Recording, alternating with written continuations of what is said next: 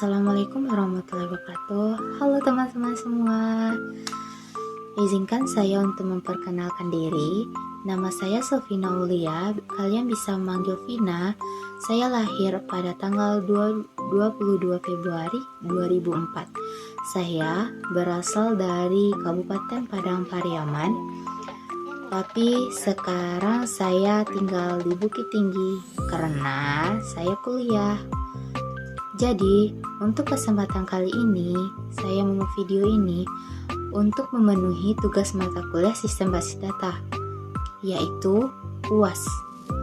Dan di sini, saya akan menjelaskan beberapa materi dari bab 5 sampai bab 6. Staycation.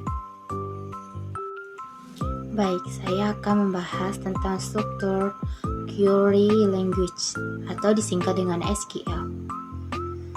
SQL adalah sebuah bahasa yang dipergunakan untuk mengakses data dalam basis data rasional.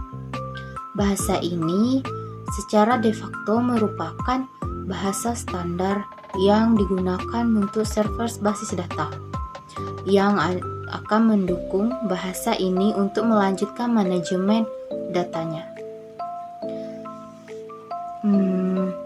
Pasti ada teman-teman yang ingin tahu sejarahnya.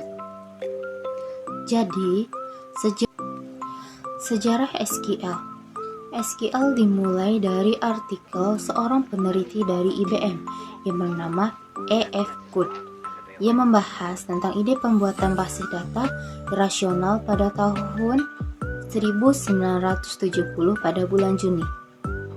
Artikel ini membahas kemungkinan pembuatan bahasa standar untuk mengakses data dalam basis data tersebut. Bahasa tersebut kemudian diberi nama SQL atau Structured English Query Language. Setelah terbitnya artikel ini, IBM mengadakan proyek pembuatan basis data rasional berbasis bahasa SQL. Akan tetapi, karena pembahasan hukum mengenai penamaan SQL, IBM setelah terbit artikel tersebut, IBM mengadakan proyek pembuatan basis data rasional berbasis SQL.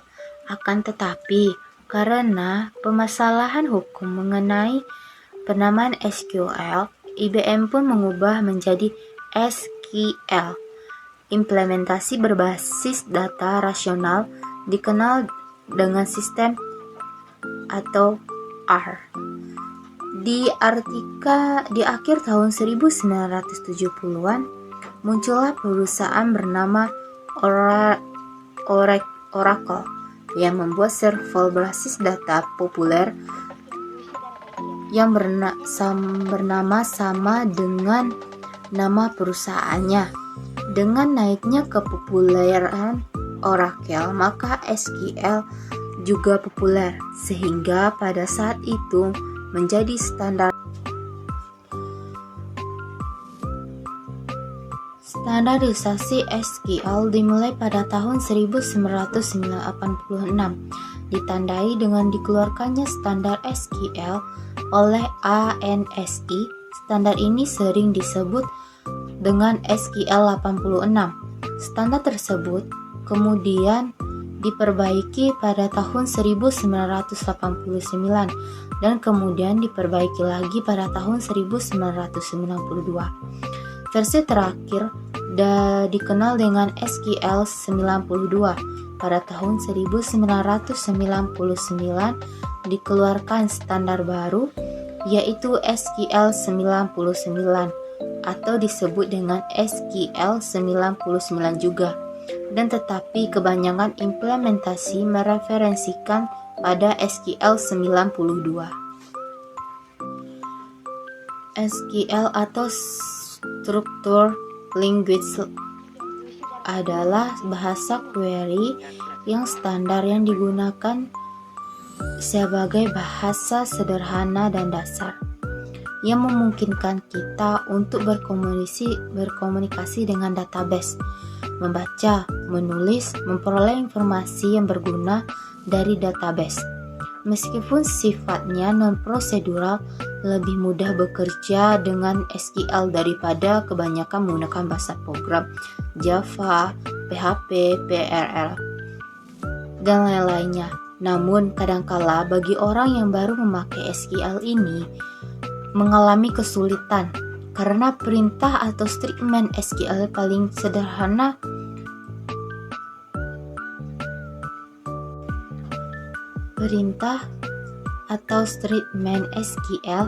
yang paling sederhana dan memungkinkan seorang user dapat mengakses, menampilkan dan memperoleh data suatu tabel dengan mudah.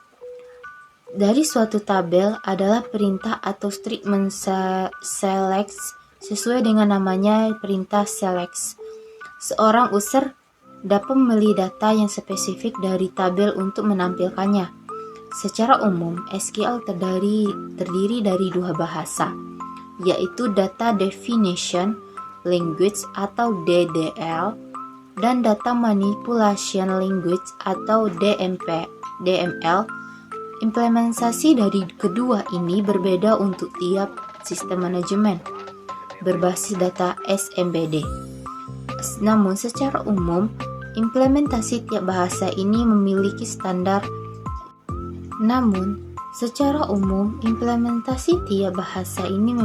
bentuk standar yang ditetapkan ANSI.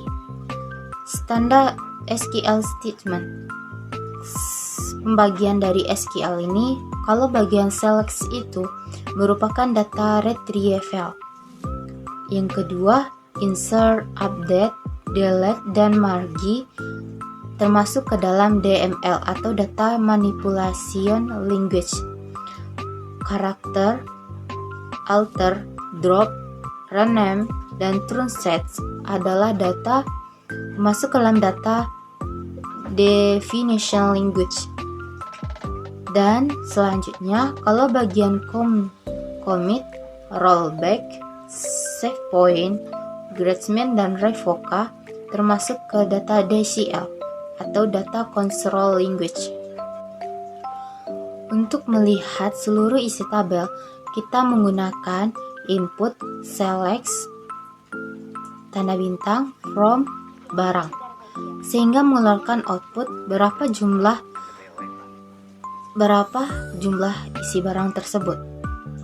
Yang kedua, melihat sebagian dari isi tabel menggunakan input select kode underscore barang, nama barang, satuan from barang, sehingga mengeluarkan output kode barang, nama barang, dan satuan. Yang ketiga, menggunakan operator aritmatik, yaitu menggunakan input selection kode strip barang, nama strip barang, plus harga 250 from barang, sehingga mengeluarkan input kode, nama barang, dan harga.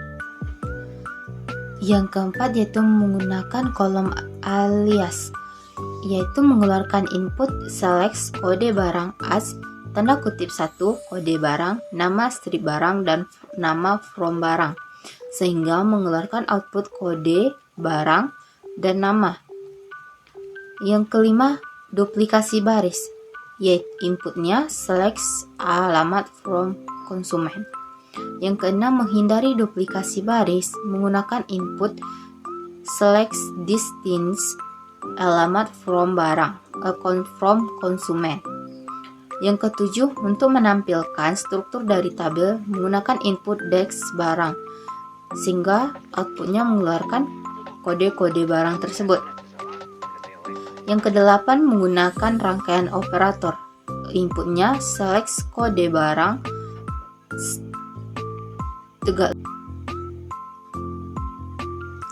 untuk kondisi perbandingan, yaitu menggunakan tanda strip. Kalau menggunakan tanda strip berarti sama dengan, kalau lebih besar berarti barang ini harganya lebih besar. Terus menggunakan tanda lebih besar dan sama dengan, lebih kecil dan tidak sama dengan.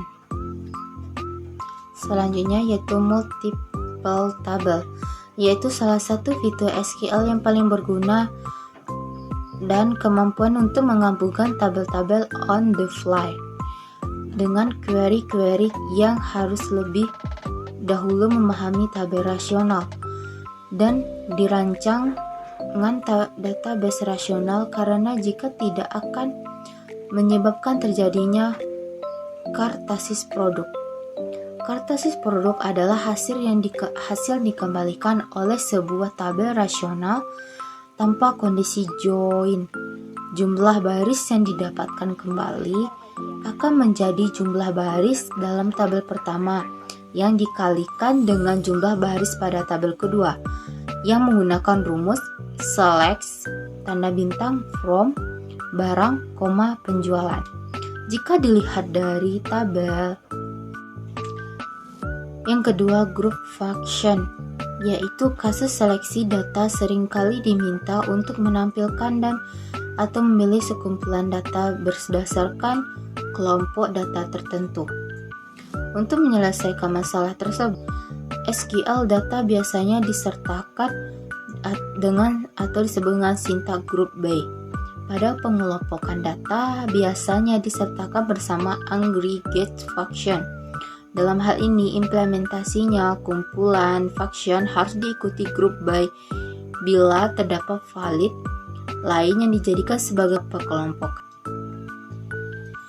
Contoh yang pertama, contoh tipe upper group. Tipe dari group function operatornya yang pertama upper-range digunakan untuk mencari nilai rata-rata dari sejumlah kelompok data. Yang kedua, count ini digunakan untuk mencari cacah atau banyaknya data. Kalau max yaitu mencari nilai dari seluruh data tersebut. Kalau min digunakan untuk mencari nilai minimum dari sekumpulan data. Yang kedua, stddiff digunakan untuk mencari nilai total dari sekumpulan data. Dan yang terakhir, variance digunakan untuk menghitung nilai variance dari sekumpulan data. Dapat lanjut ke pembahasan selanjutnya, yaitu perancangan basis data. Desain dari basis data yang baik dan sangat penting untuk memastikan bahwa data yang diinginkan disimpan secara konsisten dan dapat diambil atau diperbarui dengan cara yang paling efisien. Masalah desain basis data berkaitan dengan pemasangan sepotong data tertentu ke dalam organisasi logis yang sesuai. Ada beberapa faktor yang perlu dipertimbangkan dalam proses ini. Yang pertama, berapa banyak tabel yang harus dimiliki? Yang kedua, bagaimana mereka harus saling berkait? Yang ketiga, berapa banyak kolom yang harus dimiliki setiap tabel? Kolom mana yang harus menjadi kolom kunci dan kendala apa yang harus dimiliki? Seperti sebelumnya, akan dipusatkan perhatian pada basis data rasional.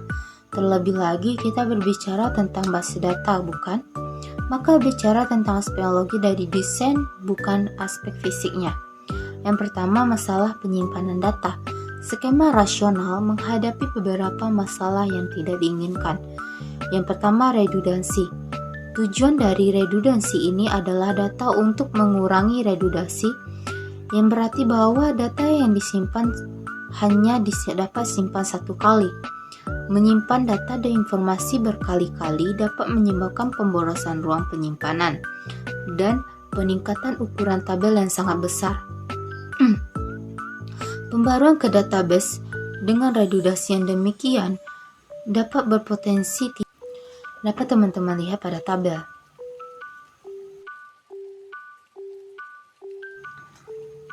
Setelah teman-teman lihat, Pada tabel di atas, nama jurusan seorang mahasiswa disimpan berkali-kali dalam basis data, sehingga hal tersebut terjadinya redundasi di dalam sistem basis data.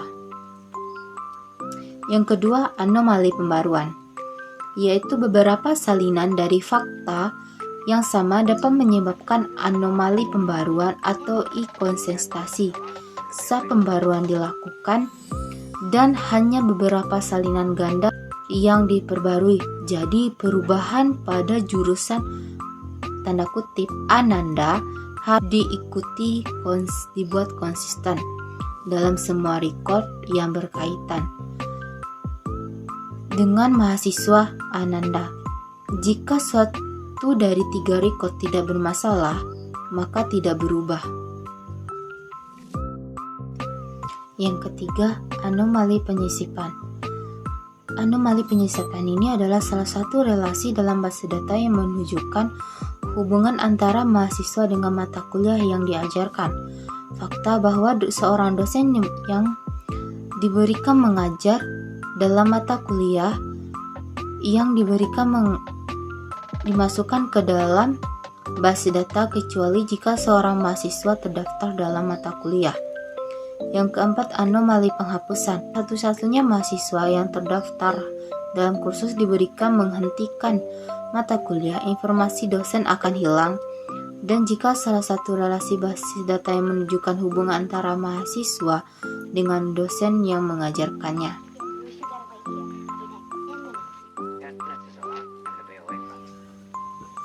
Proses perancangan basis data. Proses perancangan basis data dapat dibagi ke dalam langkah-langkah berikut. Yang pertama, menggunakan analisis kebutuhan. Yang bagaimana dalam mendesain basis data aplikasi adalah memahami data apa yang akan disimpan dalam basis data tersebut dan aplikasi apa yang dibangun di atasnya. Sehingga dengan kata lain harus dicari tahu apa yang diinginkan pengguna dari basis data ini. Yang kedua, perancangan basis data konseptual, yaitu informasi yang dikumpulkan dan langkah-langkah analisis persyaratan digunakan untuk mengembangkan deskripsi tingkat tinggi dari data yang disimpan dalam basis data, yang bersamaan dengan kendala yang diketahui menghambat data ini. Langkah ini memfasilitasi diskusi di antara semua orang terlibat dalam proses, bahkan mereka tidak memiliki latar belakang teknis. Pada saat yang sama harus cukup tepat untuk memungkinkan terjemahan langsung ke dalam model data yang didukung oleh database ke komersial system. Yang ketiga, desain basis data logis. Harus dipilih DBMS untuk mengimplementasikan basis data dan mengubah desain basis data dalam konseptual menjadi skema basis data dalam model data DBMS yang dipilih.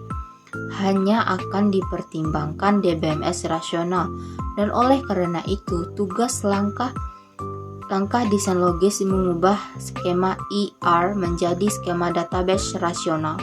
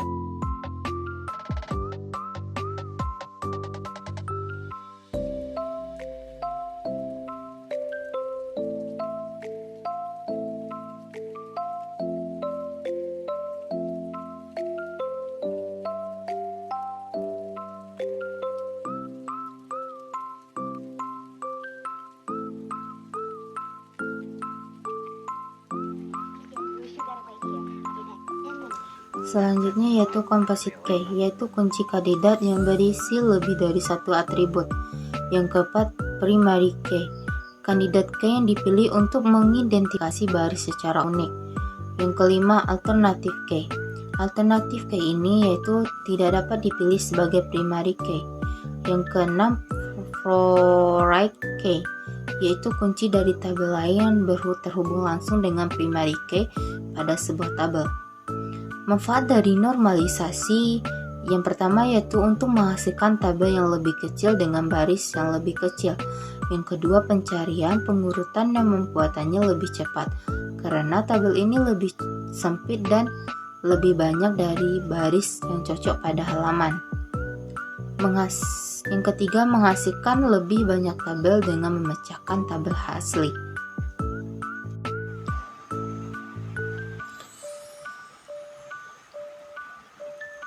Yang kelima, semakin banyak tabel memungkinkan pengguna segmen yang lebih sedikit untuk mengontrol penempatan fisik data. Yang keenam, ada lebih sedikit indeks per tabel dan karenanya peridentifikasi data lebih cepat. Yang ketujuh, adanya jumlah kecil dari nol dan redundasi. Yang kedelapan, anomali modifikasi data berkurang. Yang kesembilan, secara konseptual lebih bersih dan lebih mudah untuk dipertahankan dan diubah seiring perubahan kebutuhan. Ketergantungan dalam normalisasi. Ketergantungan dependence merupakan konsep yang mendasari normalisasi.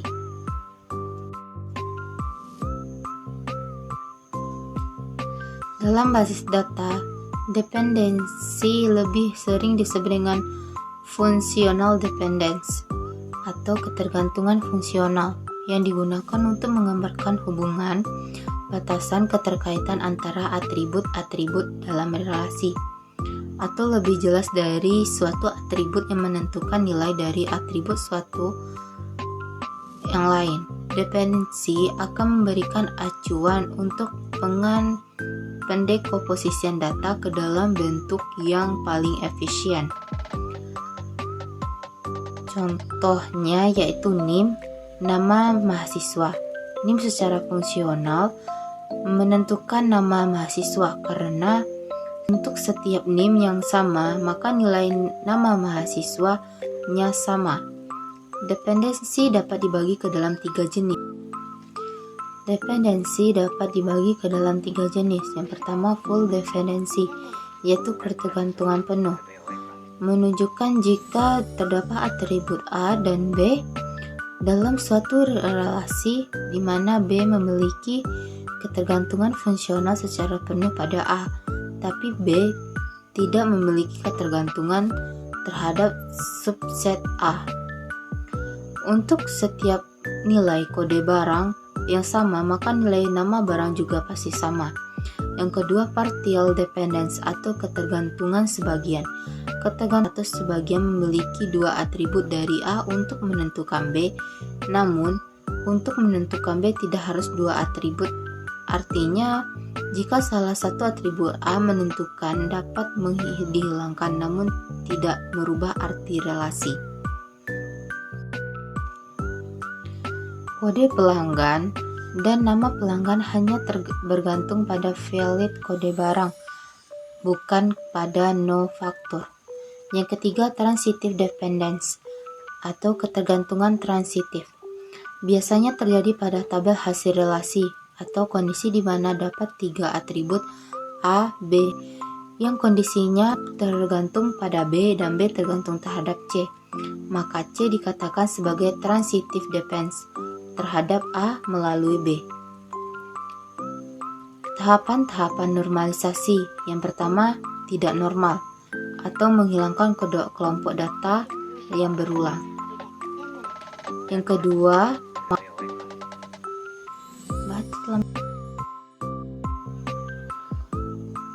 normal 1 menghilangkan ketergantungan parsial. Normal 2 menghilangkan ketergantungan transitif. Normal 3 menghilangkan anomali dari ketergantungan fungsional. Normal Boix-Secoud yaitu menghilangkan ketergantungan multi-value.